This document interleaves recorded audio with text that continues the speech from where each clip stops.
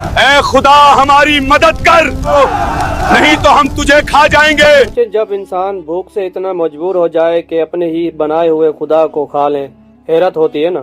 مگر تاریخ میں ایک ایسی عجیب اور سبق آموز کہانی واقع ملتی ہے۔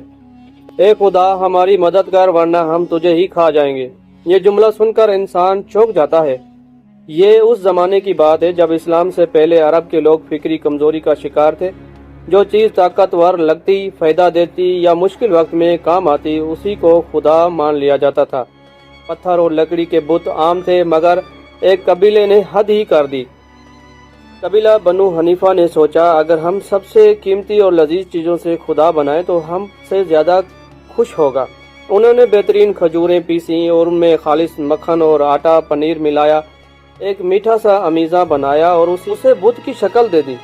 پھر اسی کے آگے سجدے ہونے لگے، دعائیں مانگنے جانے لگی۔ کچھ عرصے بعد علاقے میں سخت قحط پڑ گیا، گھر گھر اناج ختم، لوگ کا فاقوں پر آ گئے۔ پہلے ڈر لگا اپنے خدا کو کیسے کھائیں، مگر بھوک نے مجبور کر دیا۔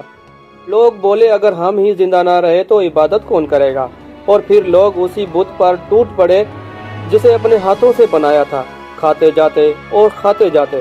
ہمارا خدا کتنا مہربان ہے، مشکل وقت میں خود قربان ہو گیا۔